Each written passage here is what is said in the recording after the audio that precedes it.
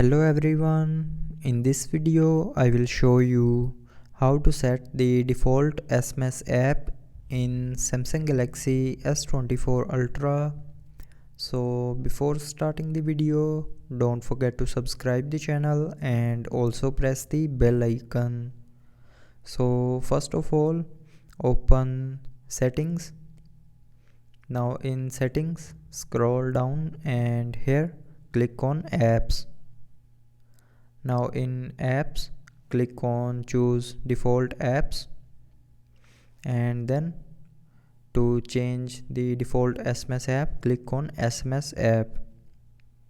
Now here it will show you the list of apps that you can use as your default SMS app, and from here you can choose any app as your default SMS app.